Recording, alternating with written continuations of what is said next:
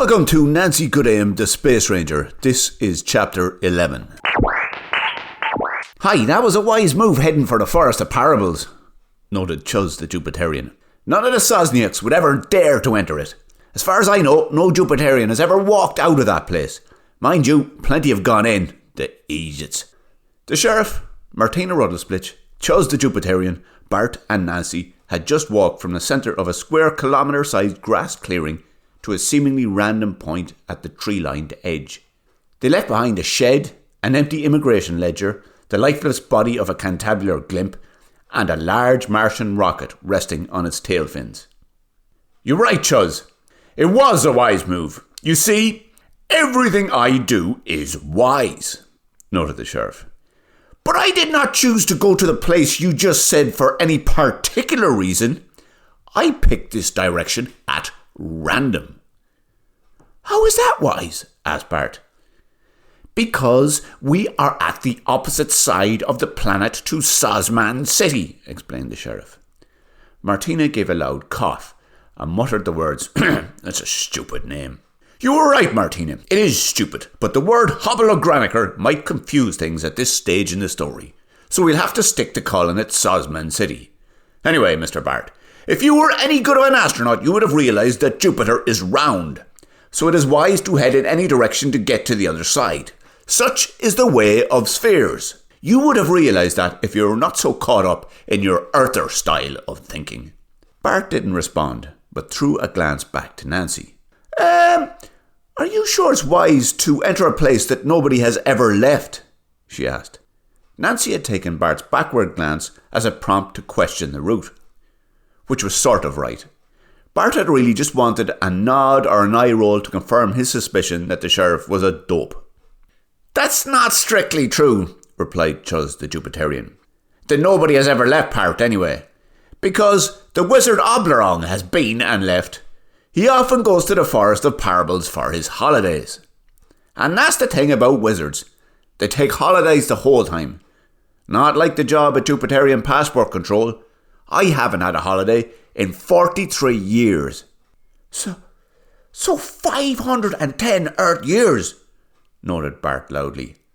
That's a bit harsh. It's not that bad. I haven't had to do any work in that time either. Well, until today, that is. And even then, it was only for a few moments. And it's all over now. Onwards and downwards. You mean onwards and upwards?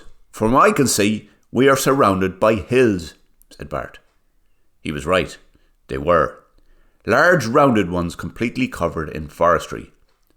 Chuz the Jupiterian sidestepped from the line that consisted of the Sheriff Martina Ruddlesplitch, ESA Mission Specialist Bart McMurrow, and Mission Specialist Nancy Goodaim McGinley, and strode to the front of the group, which placed him between them and the beginning of the trees.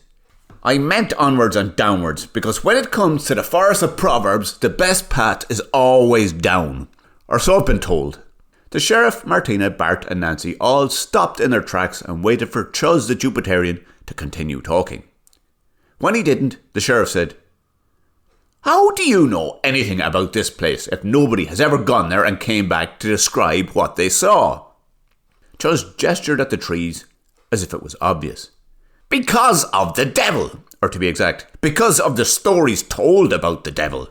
Was the devil on Jupiter too? Wondered Bart loudly. The Sheriff gave a loud, The devil has been all over outer space, explained Martina. So yes, Mars, Jupiter, Saturn, probably even your place, Earth. But strangely enough, never Pluto, so they say. So they say is right, Martina, said the Sheriff. I wouldn't believe a word that comes out of a Plutonian's mouth, or whatever they call that fleshy orifice they lower food into. Don't worry, Bart, said Chuz the Jupiterian. The devil hasn't been here in a long time, over 14 million years. But anyway, when he was here, he went to the Forest of Parables. He took the form of an enormous serpent. He was slithering his way to Sosman City. You mean Hobblograniker, said Martina. No, I mean Sosman City. Hobblograniker was renamed Sosman City by Sosman Borkstapel. It's one of the first things he did when he came to power, answered Chuz the Jupiterian. I thought you'd have known that. I know Mars is a bit of a backwater, but the name change was big news at the time. Sosman even had a parade to celebrate the retitlement. Sounds like fun, muttered Martina. I know, it was a big bag of shite. Everyone had to stand around for hours while Sosman waffled on about how brilliant he was, with the Sosniaks bobbing their heads like nodding dogs as he spoke. Can you get back to talking about the devil?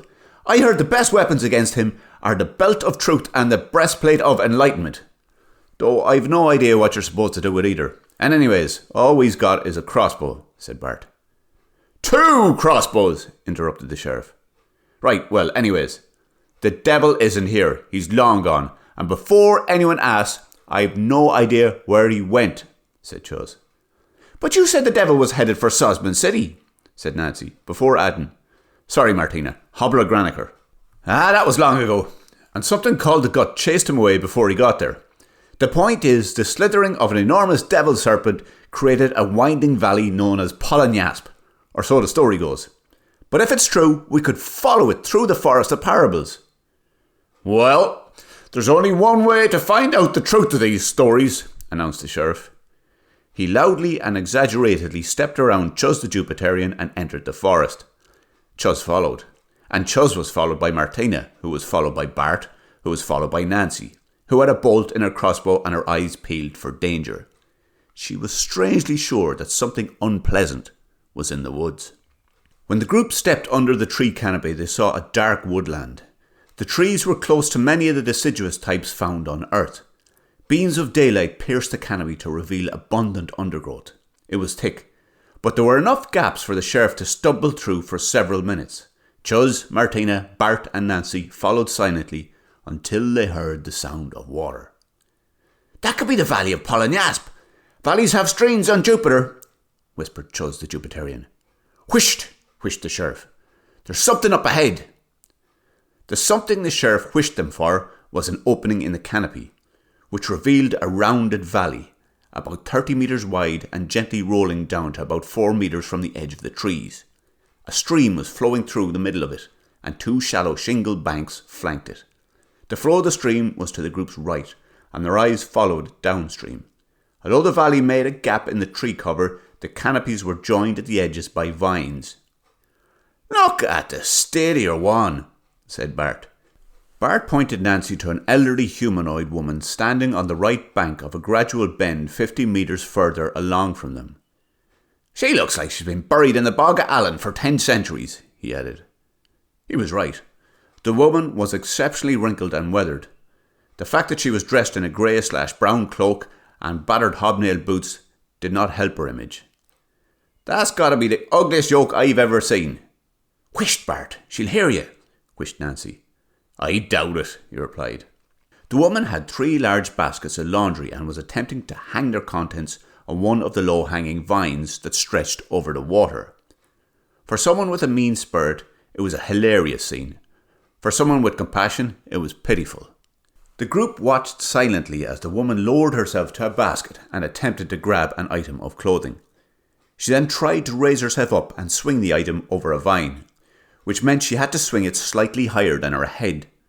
The problem was that her arms did not seem to be capable of going higher than her shoulders, which wasn't really high at all, and meant what she was at was pointless. We need to help her, said Nancy. It could be a trap, noted Chuz the Jupiterian. Remember, this is the forest of Proverbs, and the proverbial washerwoman might well not be what she seems. But it's just an old woman struggling to put up washing. There is nothing more deceptive than an obvious fact, noted the sheriff, who then cupped his hands to his mouth and yelled, Are you a devil, demon, or witch? The woman turned to face the group and said, Hello, can one of ye help me put up this washing? No, yelled the sheriff. I am too important, and so is your fellow Jupiterian Chuz here, and so is this woman Martina.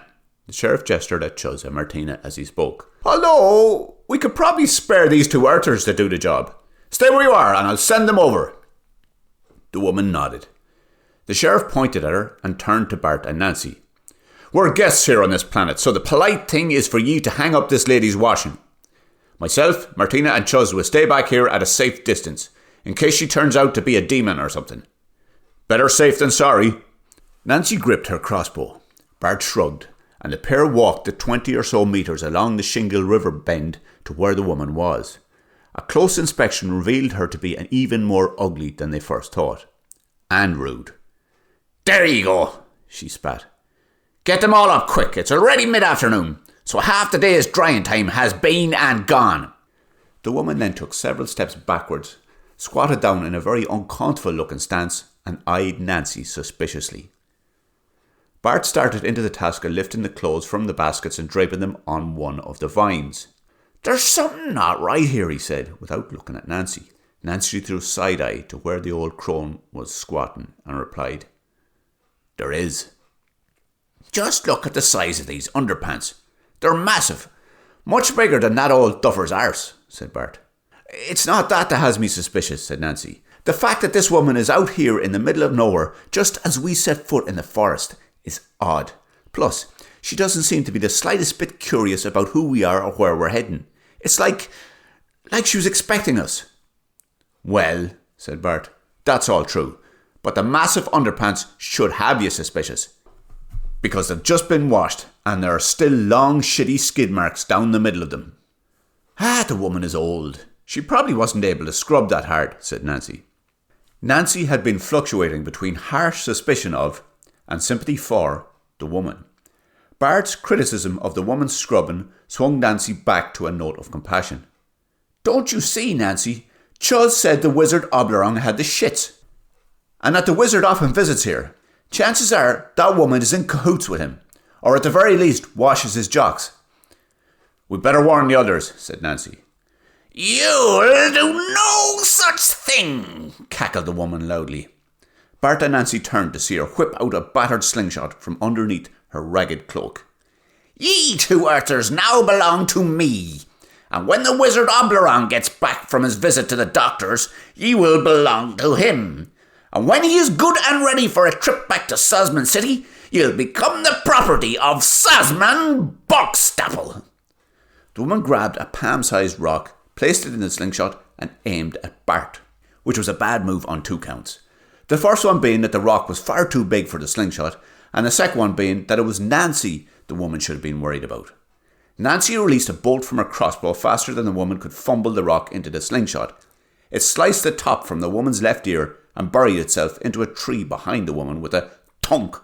"That wasn't a miss," said Nancy. The woman stopped her fumbling and dropped the slingshot and rock to the ground. Bart turned in the direction of the sheriff, Martina, and Chuz the Jupiterian. They were being distracted by a loud but incoherent pontificative speech by the sheriff. "Hey lads, we got a prisoner and she's mates with the wizard Oblerong," he yelled. "Good," yelled the sheriff back. "A wizened old hag at the bend of a river is worth 2 wizened old hags in the forest," he said.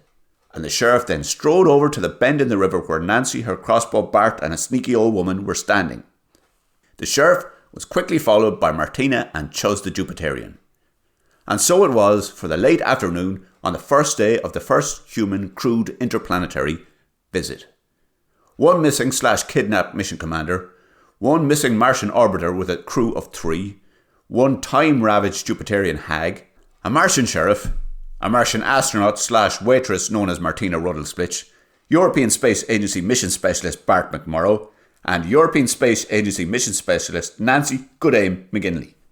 Sorry, and 6 pairs of large half-scrubbed skid-marked underpants. And that's it from Jupiter for this week.